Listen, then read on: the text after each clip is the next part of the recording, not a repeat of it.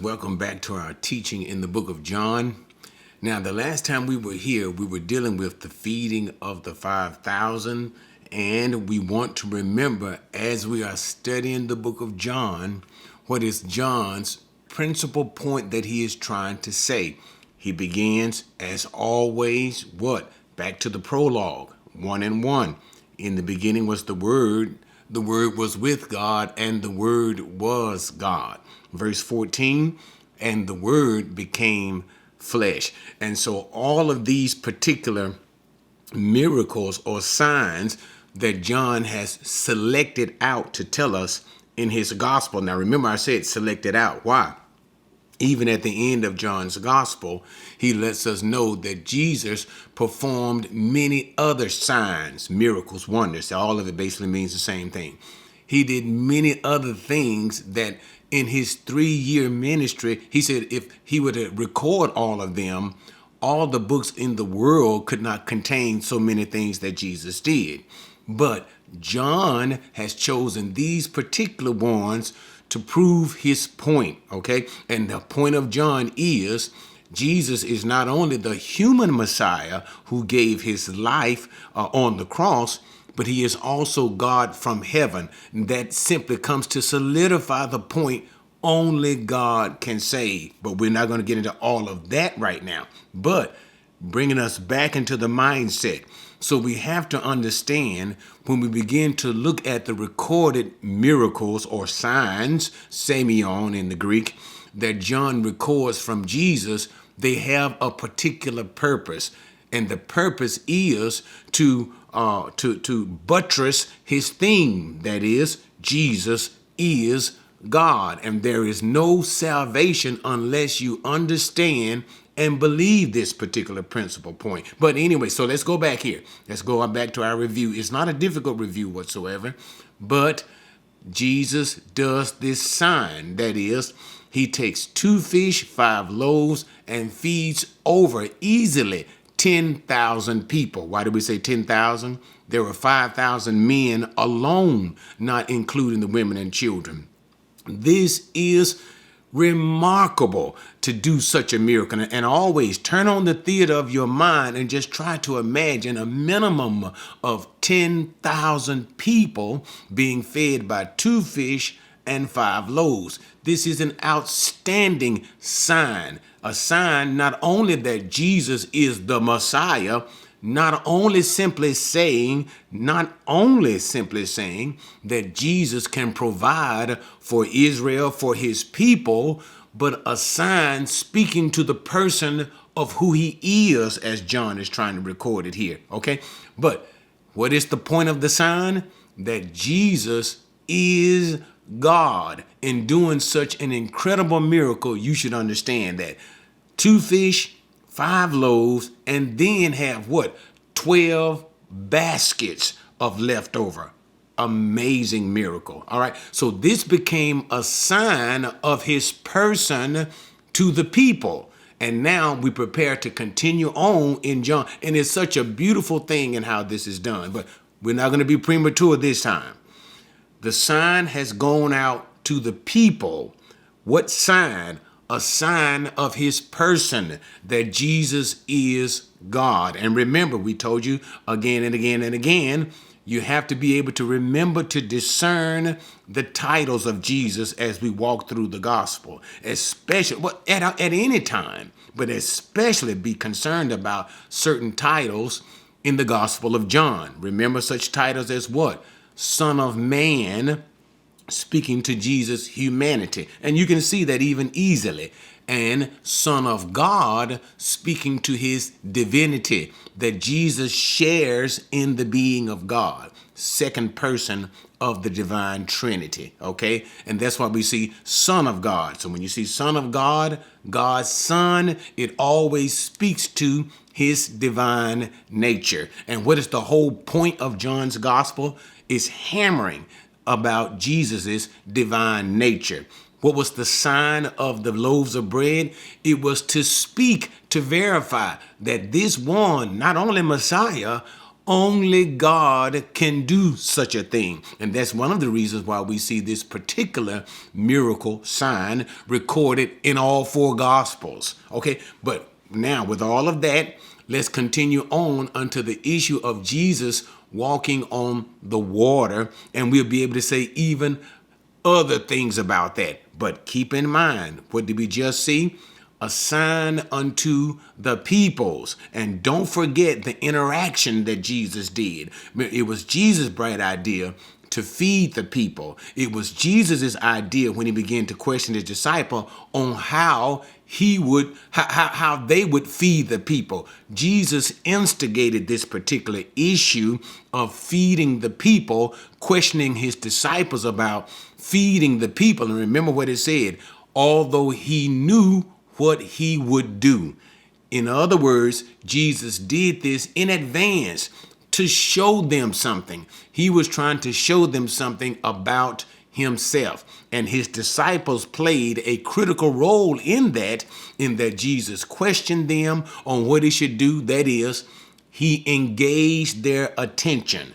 Look, listen, pay attention, okay?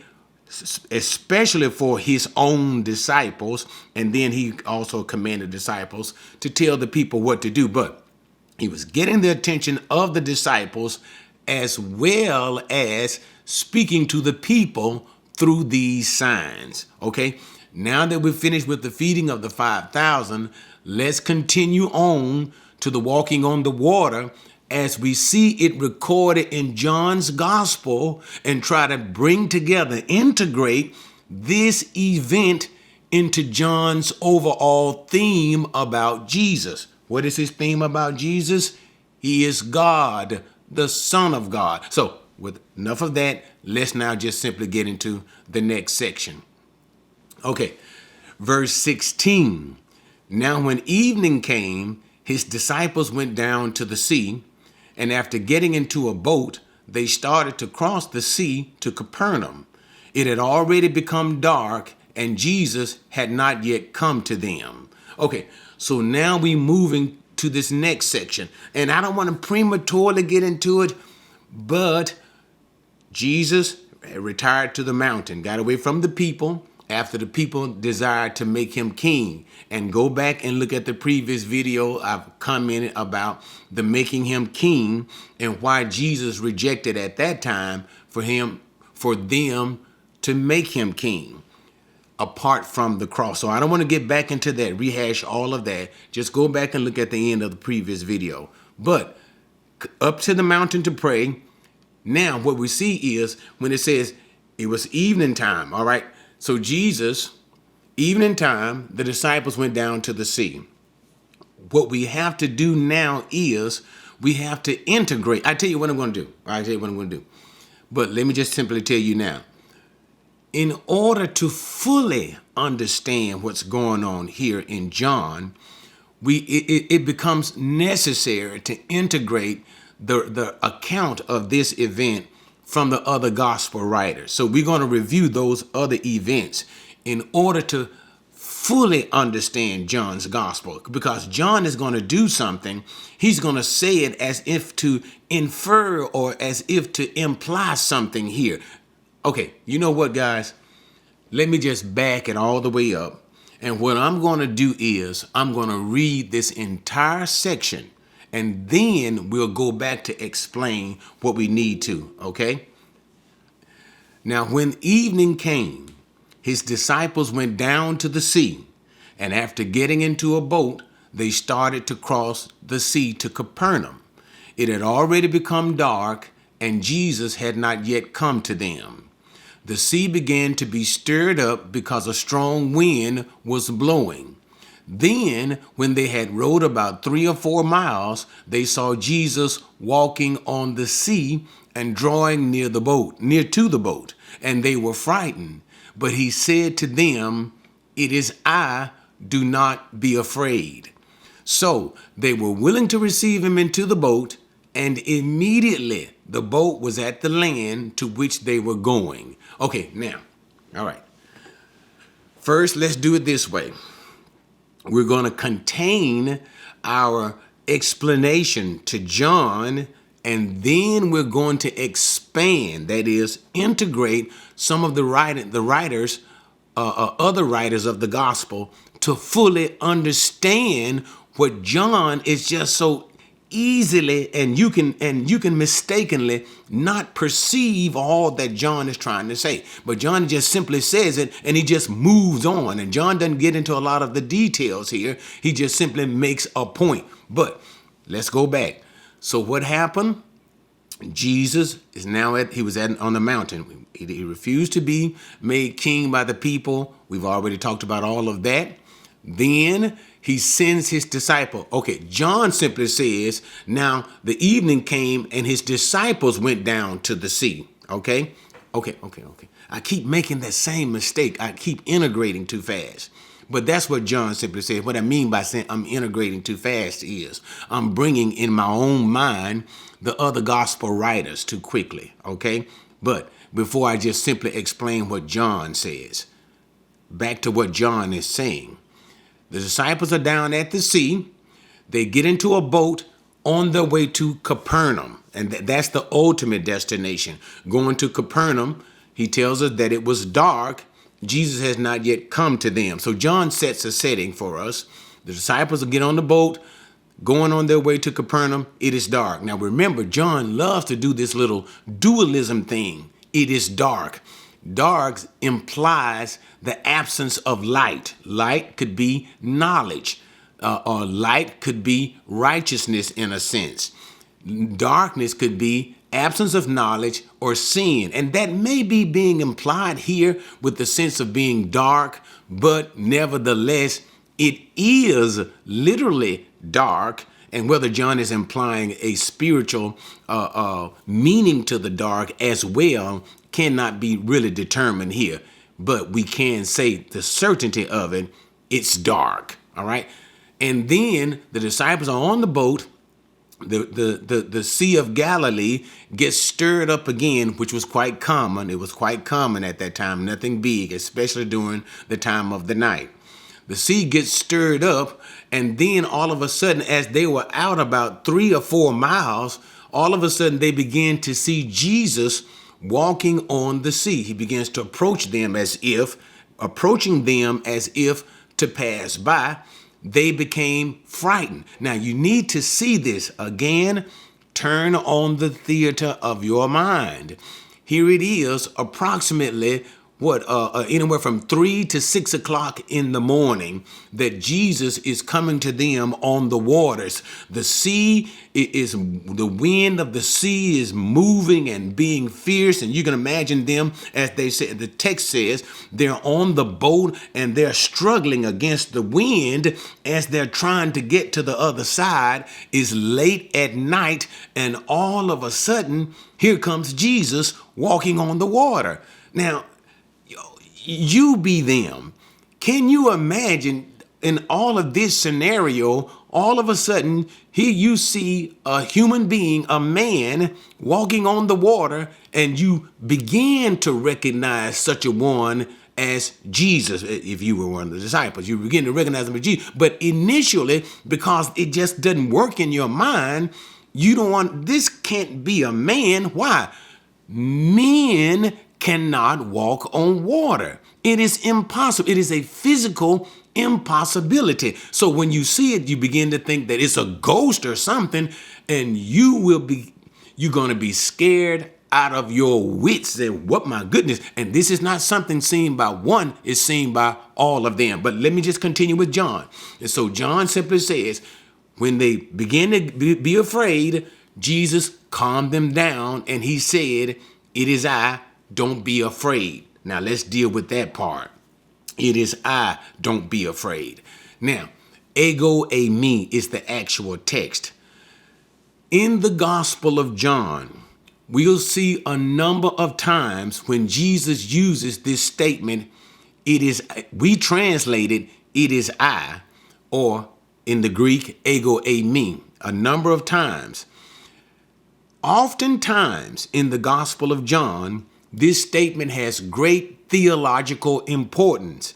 It gives a reference back to Isaiah 41, when God self-identifies, when God identifies himself as God in the things that I do, the things that only a true God can do. Why? Because there are no other gods besides me. That's in the Isaiah 41 issue. But also, even more so, should I even say, in God's revelation of himself. He identifies himself to Moses in the burning bush when he says to Moses, I am who I am. I am that I am, who I am, that I am. That's the same idea.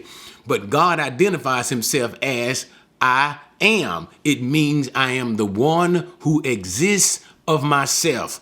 I am God. Okay? With that understanding, the I am statements that we see in the Gospel of John that comes from the mouth of Jesus, oftentimes they have theological importance. So when Jesus says, I am, and that's what he's saying here when he says, it is I, in the Greek, literally, ego eimi, I am. The theological importance is Jesus is identifying himself to be God, because what is he doing? He is taking the concepts of those passages from Isaiah 41 as well as Exodus 3, I believe it's 3 and 14, in God's self-identification. Jesus is applying that same God, divine self-identification to himself. And this is what John is doing in almost, not all of them, but in almost every single passage of Jesus' reference to himself when he says, I am, ego eimi. And that's what he is saying here, ego eimi. So here's the issue. Is Jesus simply giving us an identification? Is that what John doing here? Simply giving it. So as Jesus walking on the water, is he simply saying, it's not a ghost, it's me. It's me, Jesus. Or is John using this particular statement, this particular verbiage, ego eimi, to reference Exodus 3 and 14, Isaiah 41, of Jesus identifying himself to be God? The answer is, tell you up front, God. John, remember the whole theme of John's gospel is Jesus is God. And John is using this particular sign, miracle that Jesus is doing to speak that he is God. So the ego eimi is speaking in Exodus 3 and 14. It's speaking in that vein, in the Isaiah 14 vein. Jesus is identifying himself to be God. And the whole issue, as John, and that's what I was saying, how John kind of brings this in really quickly, and he goes about it as if to say, you should get the point that I'm saying. But it's not always easy to see the point that John is trying to say. That's why we need to integrate the other records of the gospel. Now, we're going to do that. But all I simply want to say at this point is John here is using the ego eimi, I am, in the reference as Jesus self-identifying as God to prove his whole point in the signs that he's recording, in the miracles that he's recording about Jesus. He did these things to prove he is God. And John records that to prove what? I'm proving to you what I said in the beginning. The word God became flesh. And I'm going to show you that God is flesh, that Jesus is God by the things that he is doing. Okay. And that's the whole idea of John's gospel. Now, getting back to it. So this is what happens. So Jesus identifies, ego eimi, that he is God through his walking on the water. And that's one of the first miracles that we see recorded in this section. Even though it's a very few verses, beautiful thing that we see. And there are actually two miracles, two signs that are done. The first is the walking on the water. Now, the second, notice what it says. Once they understood it was Jesus, they were willing to receive him into the boat. And immediately what? Verse 21, the boat was at the land which they were going. So remember, they were halfway there. They were in the Sea of Galilee. The wind started blowing. They were struggling against the waters, and therefore they were not at their destination. They were halfway there, 3 to 4 miles there. When Jesus came walking on the water, they saw him, understood that it was him, received him into the boat. Notice what John says. Immediately, the boat was at the land which they were going. That means they were on the other side. Again, you have to really consider what the devil is going on here. Jesus actually gets into the boat. He gets into the boat. Once he gets into the boat, they are literally, the whole boat with Jesus and the disciples are literally transported immediately to the other side. How can you do that? How can a man do that? And see, even though John, he just says it in the simplest of ways, but when you really think about what is going on, you go like, hubba, how in the world did this, how did he do that? And that's the point that John is trying to drive home. Because a man cannot do these things. But guess what? God can. So Jesus gets into the boat, and immediately the boat, Jesus, and all of his disciples in the boat, they just materialize, almost like a Star Trek kind of a thing. They materialize on the other side. Now take some time to think about what he just did. Have you ever seen such a thing? Have you ever heard of any such thing being done in this world? Who can do these things? Okay, all right, now here's what we're going to do. We're going to break it down so that you can understand the wholeness of what's going on. Okay.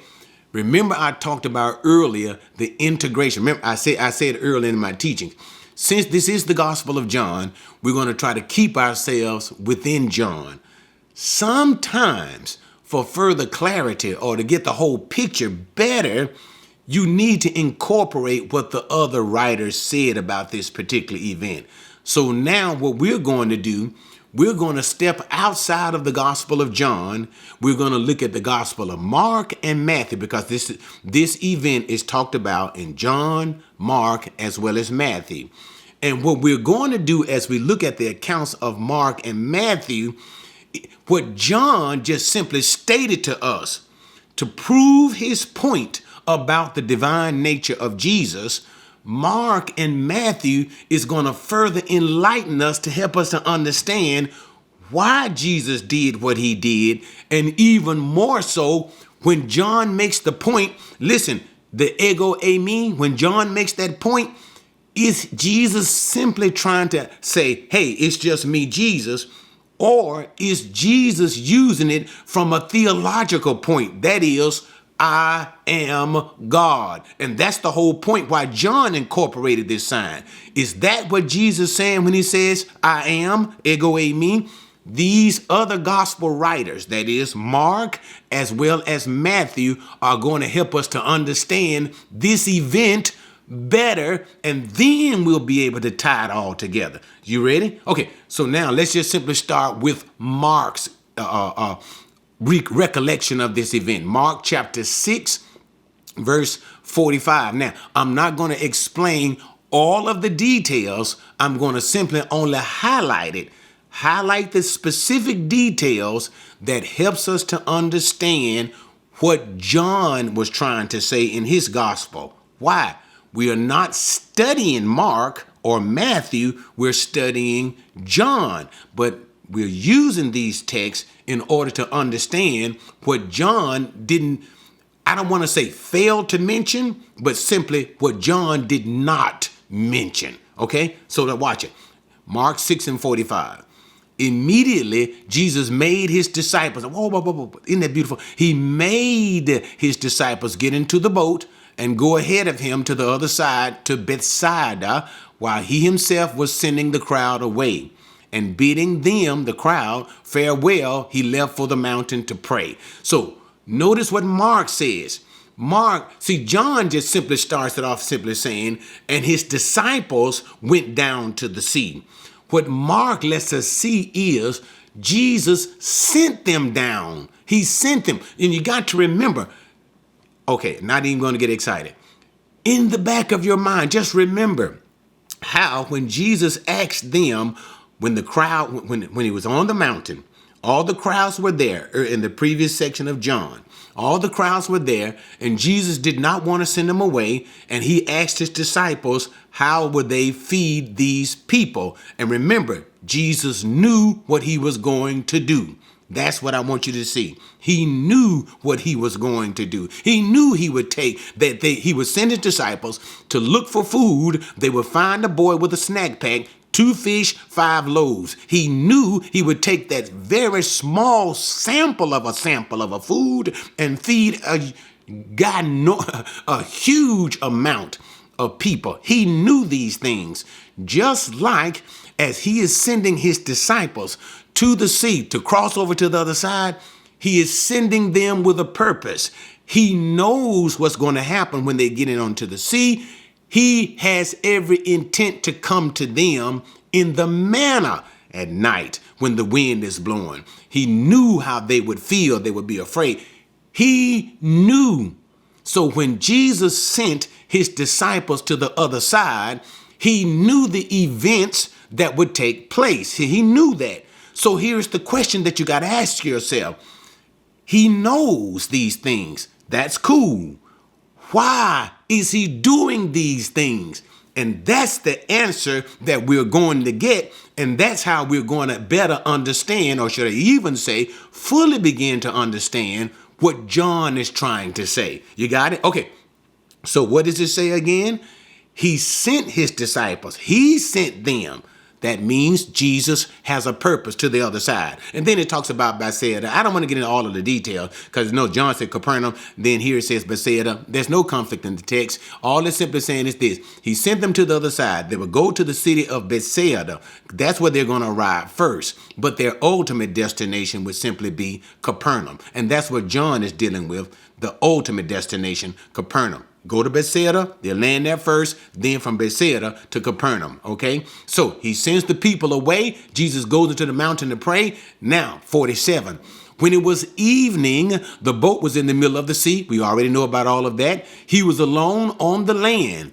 Seeing them straining at the oars, for the wind was against them, at about the 4th watch of the night, he came to them walking on the sea, and he intended to pass by them. So basically simply saying, for anywhere 3 to 6 o'clock in the morning, what happened? The wind is blowing. We already know that from John.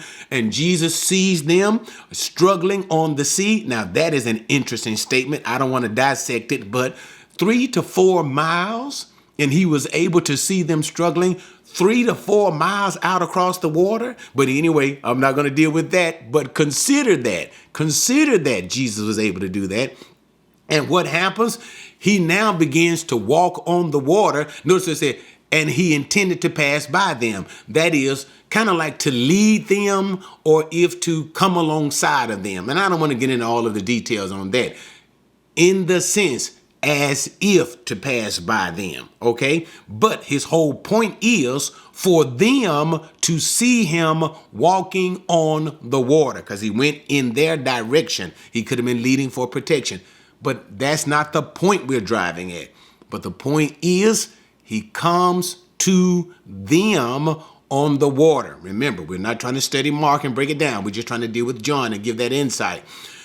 But when they saw Jesus on the sea, they supposed, verse number 49, that it was a ghost, and they cried out, for they all saw him and were terrified. But immediately he spoke with them and said to them, take courage, it is I. Do not be afraid. So now let's look at that part. So now they see Jesus walking on the water, and of course they feel like you would feel. This is not a human being, but something must be wrong. But notice how Mark makes it.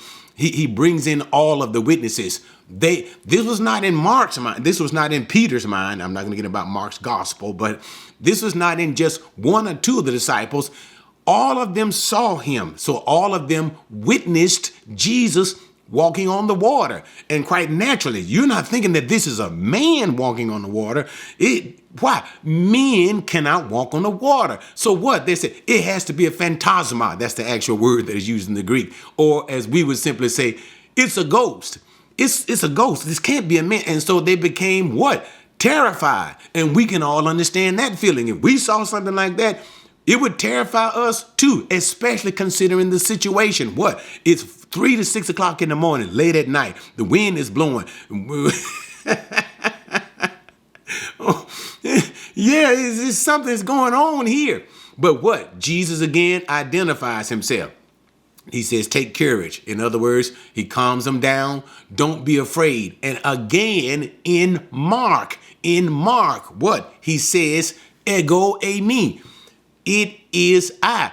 This is not a statement of self-identification. But let's just keep working through the text. Ego eimi. And I'm telling you now, just like John's point was, theological importance, ego eimi. He is identifying himself, not simply, hey, it's me, Jesus. He is identifying himself with God. Exodus 3:14, I am that I am. Isaiah 41, only Yahweh can do these things, okay? Don't be afraid, it is me. Verse number 51, then he got into the boat with them, and the wind stopped, and they were utterly astonished. Now we know about that part too.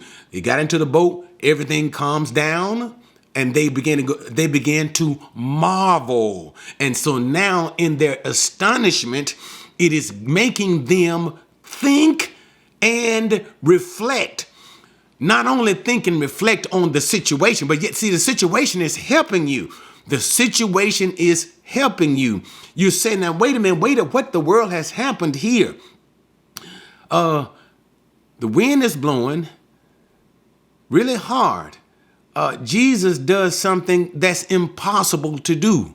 Walk on the water, that no man can do. He walks on the water to us. And then all of a sudden the wind just stops. And remember what John said. Immediately the boat was at the land. He transported us to the other side. You got to think, say, what the world? So this brings astonishment and also forces them to begin to think about not just what Jesus is doing, but who he is. But now I'm not done yet. Let's go to verse number 52, final verse in Mark. For they had not gained, see, I want to preach right there. They had not gained any insight from the incident of the loaves, but their heart was hardened. So what is Mark saying? He said, listen, Jesus made them to get into the boat, to go on the other side. He made them to do that.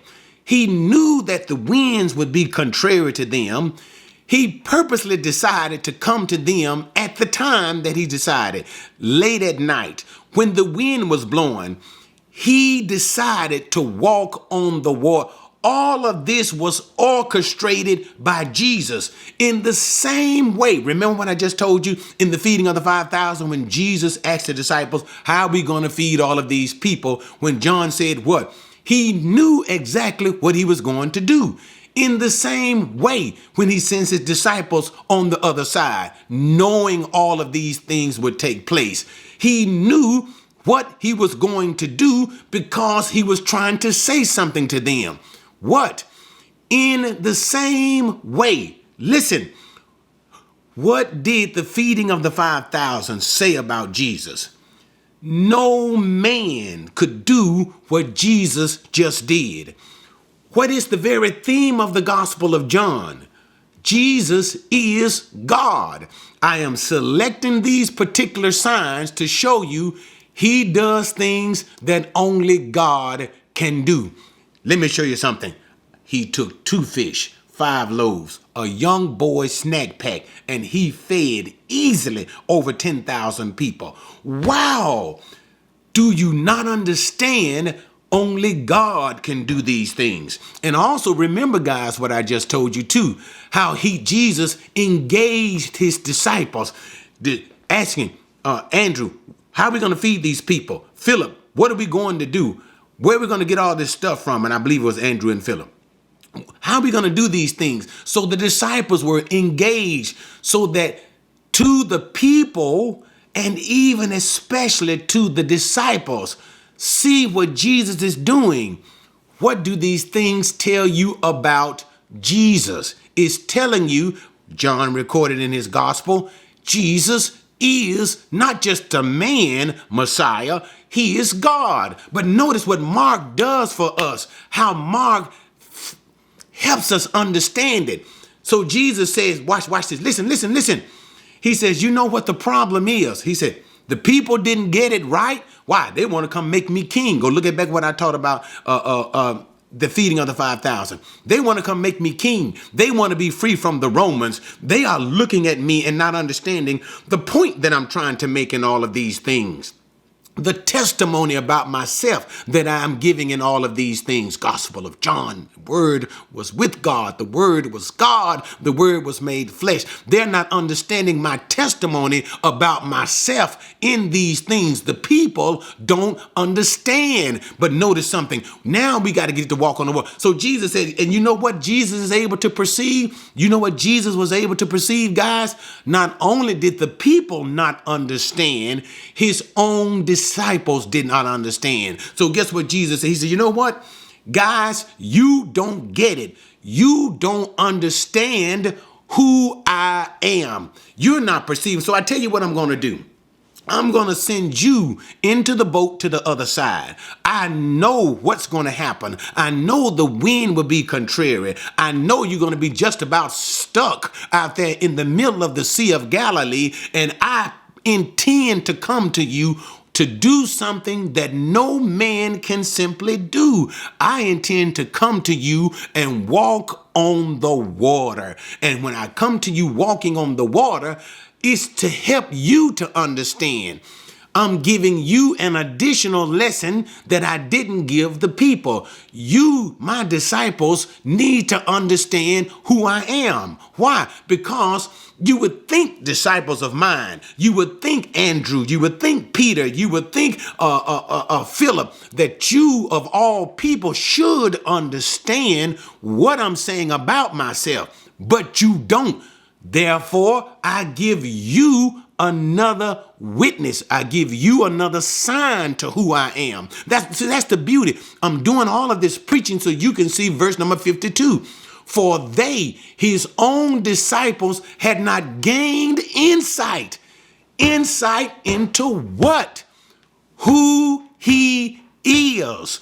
What Jesus was saying about his person. They did not perceive from the miracle of the loaves. Notice their hearts were hardened. Their understanding was dull. They were dull of understanding. They were slow to perceive through the wondrous signs that Jesus was doing what he was saying about himself. So what does it say? The reason why Jesus walked on the water was a sign to his disciples. Why? For they did not understand the first sign. What first sign? The feeding of the 5,000, the loaves. They didn't understand what Jesus was saying about himself. Now, I have already said to you, calming down, I have already said to you that the reason why John incorporated this was in the corpus of the many signs that he recorded. Well, should I even say not many, but actually few, but of the few signs that he recorded about Jesus,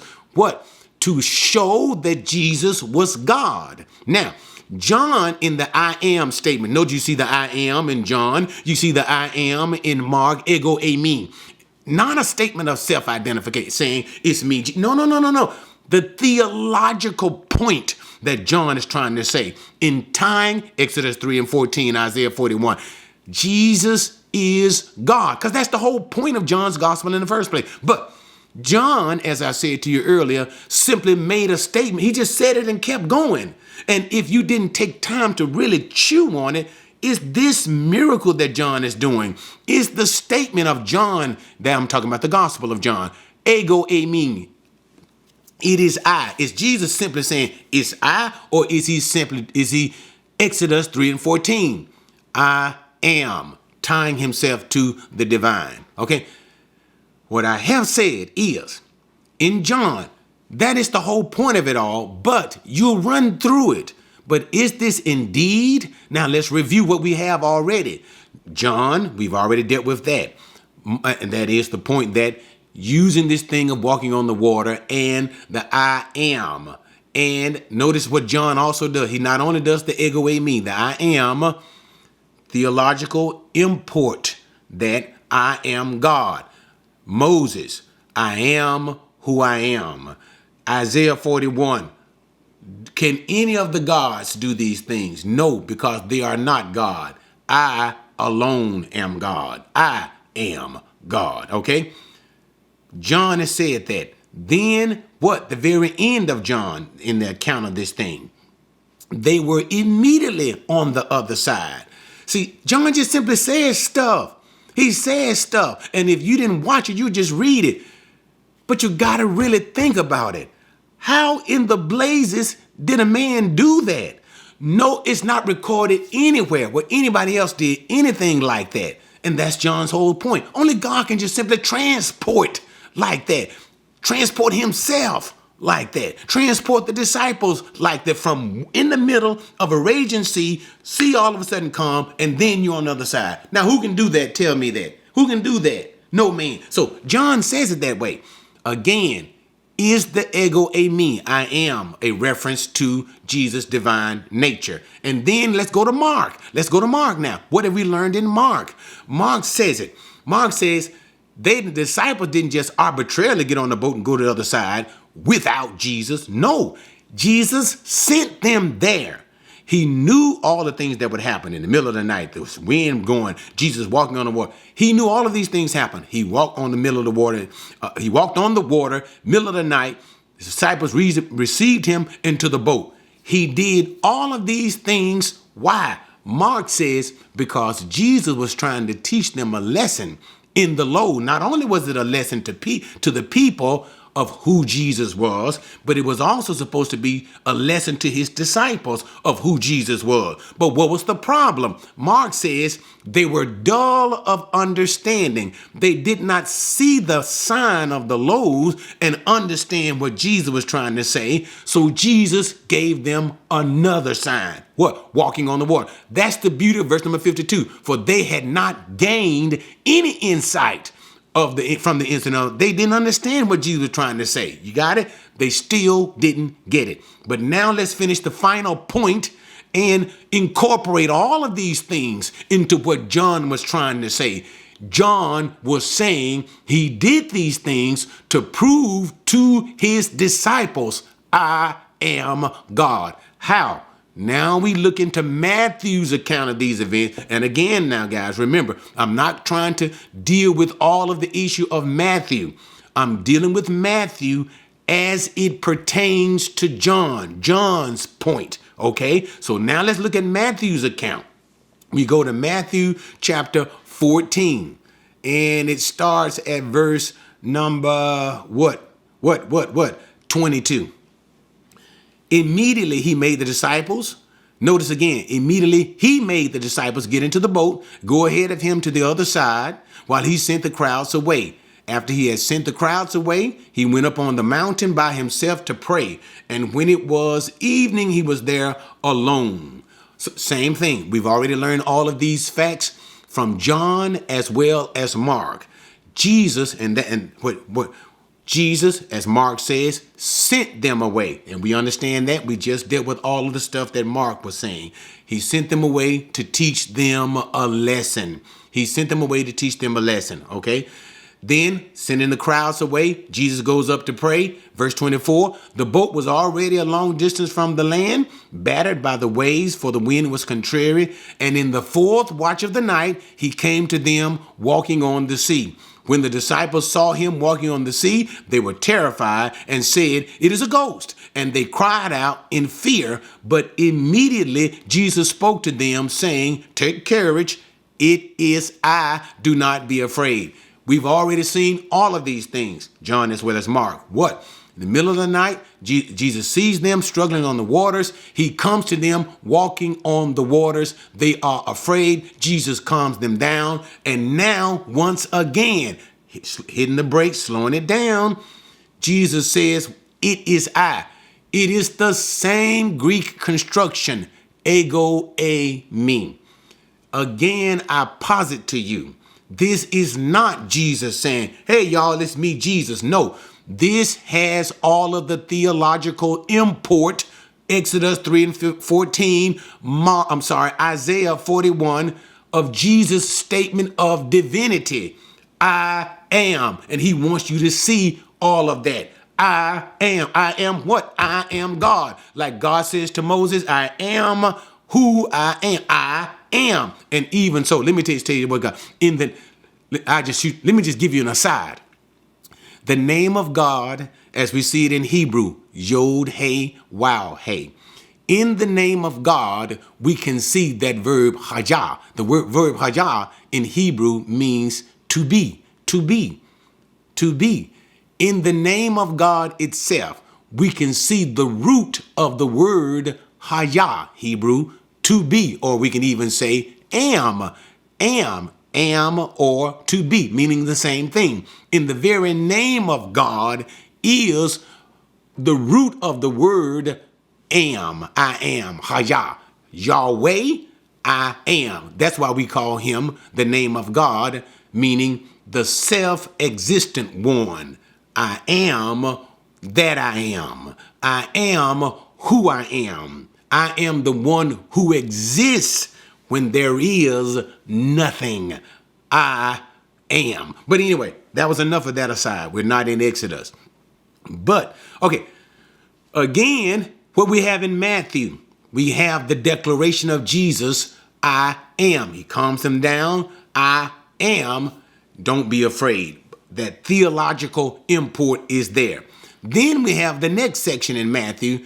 Matthew records where Peter says to Jesus, if it is you, Lord, allow me to come to you. And that is, we have the instance of Peter walking on the water. Peter walks on the water. Then all of a sudden, he is afraid. He is distracted. He sees the wind and stuff happening. He begins to sink, and Jesus has to save him. Now, we're not dealing with Matthew's account, so I'm not going to get into all of those issues concerning what is going on with Peter. That is trying to give you the interpretation and understanding, the spiritual insight into Peter's lack of faith. But we just simply say it took place. We're sticking with what?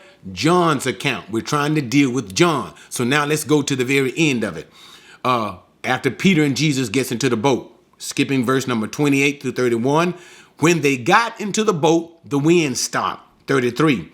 And those who were in the boat, I'm about to throw you guys out of here. Those who were in the boat, what did they do? They worshiped him and said, they were saying what? You are certainly God's son. Now let me calm down because I need to teach and not preach. But that's the hammer right there. Now watch. In seeing what Jesus has done, what have we experienced? Guys, what have we seen? See, Mark said, the reason why Jesus sent them into that boat on the other side, knowing all the things that would happen, knowing what he would do, is because, Mark said it, their hearts were hardened, their spiritual insight was dull. They did not understand when Jesus did the miracle of the loaves. They didn't perceive what Jesus was trying to say. Not in the miracles, but about himself. Their understanding was not right concerning him. And if these men are to carry the gospel, if these men are to preach the gospel is the good news about Jesus, about who he is, what he has done, and why we should put our faith in him. How can you preach about a Jesus you yourself do not understand? Mark said they didn't understand the miracle of the loaves, what Jesus was trying to say. John in his gospel said, let me tell you something. The reason why I'm including this is, I'm telling you, he is God. In the beginning was the Word was with God, the Word was God, the Word was made flesh. All of these things I'm letting you see. Jesus is the Son of God. Remember the title, Son of God, Son of God. It always speaks to his what? His deity. John said Jesus did the miracle of the loaves. Show only God can do these things. Then Mark says, but you know what the problem was with the disciples? They didn't understand it. Their hearts were hardened. They didn't understand what Jesus was trying. So Jesus gave them another sign. He gave a sign to the disciples themselves. What? Once again, I'm going to do something that no man can do. I will walk on the water. And John said, and once I walk on the water and get in the boat, I'm going to transport all of you guys to the other side. Only God, I'm giving my disciples another sign so that they may know. And then Matthew comes and lets us see something. What? Yes, he did the sign of the word. What? The very end of it. Look at the end of what happened. They understood it now. They got time to reflect. Guys, what have we seen? He said, we just saw Jesus take 2 fish, 5 loaves, and he fed easily over 10,000 people. And we were just kind of like there as if it was like a miracle, but we didn't really understand what Jesus was trying to say about himself. Okay, fine. And then Jesus did something, because usually whenever Jesus goes somewhere, he always takes us with him. He chose 12 men to consistently be with him at all times, to bear witness of. He chose, and that's the whole reason for the choosing of the 12. You see, there were other disciples who were coming in and out. They were with Jesus at certain times, and then they would leave, go home and do whatever they were doing. But the 12 were always with him. He did something that was kind of confusing. He sent us on the other side by ourselves, and he alone went into that mountain to pray and sent us away. That was kind of unusual. And then we get out here in the water and stuff is going crazy, and all of a sudden he comes walking on the water, and he keeps saying, I am. We as the disciples, we are Jews. We know what that comes from. Exodus 3:14. We know that's a statement of God. And he does some things that only God can do. And we put these 2 events together.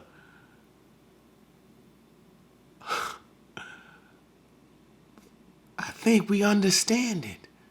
You are not simply a man.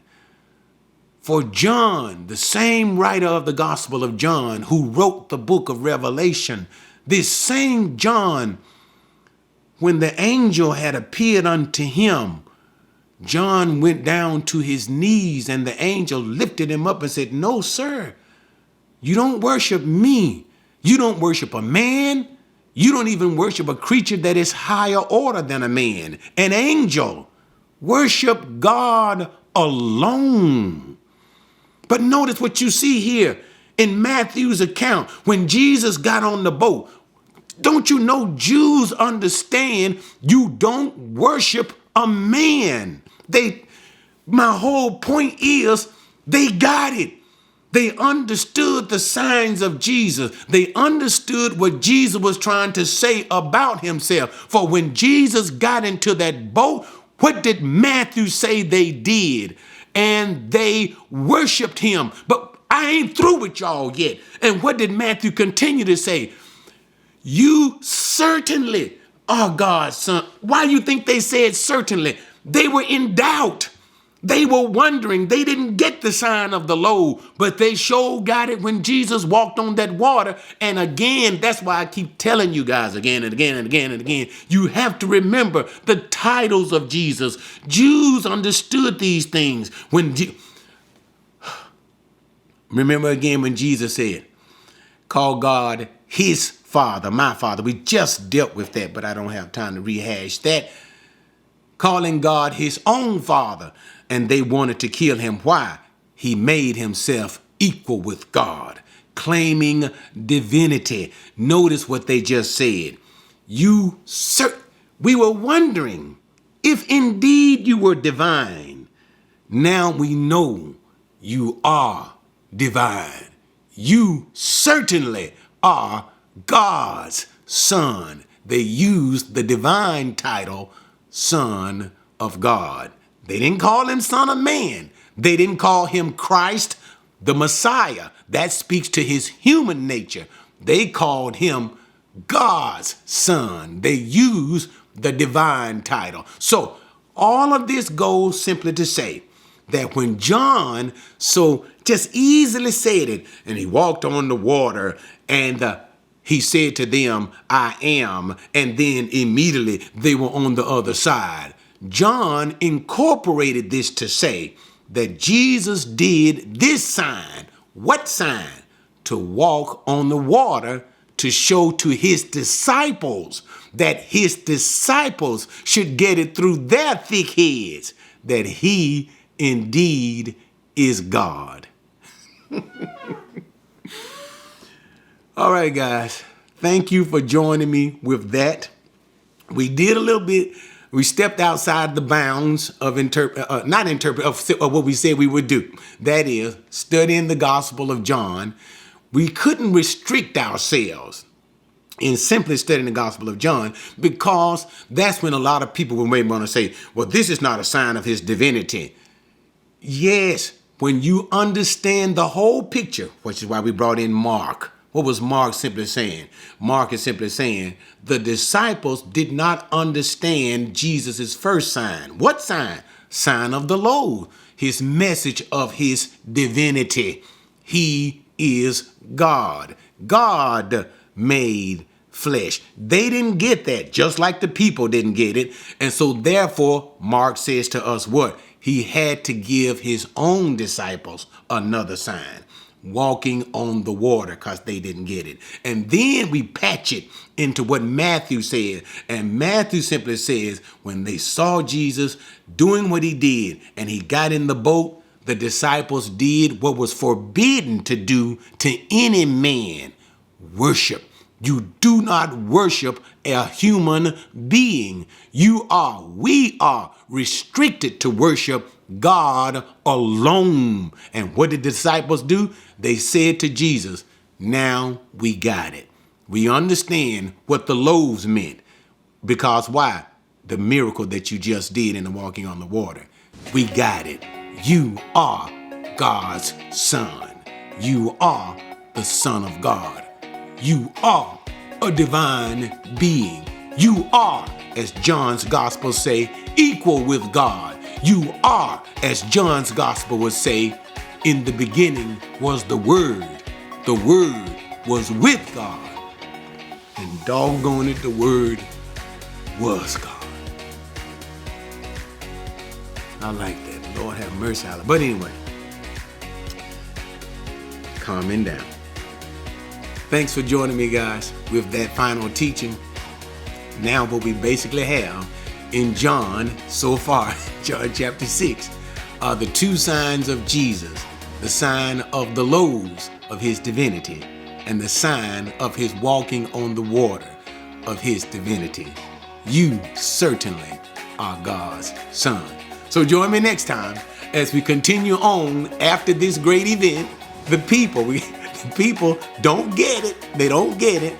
And we move to the other side, and the people begin to look for Jesus, wanting Jesus to feed them again. And we'll talk about all of that as we continue in our study in the Gospel of John. But once again, if you can say, Pastor Lee, thank you for these teachings. God has truly blessed me in these teachings. Will you join with me, support the ministry, so that we can continue to bring these teachings to you? Always, in every video, in the description, there is a link in the description that will show you how you can support the ministry. But anyway, thank you guys so much for joining me. God bless you, and see you next time.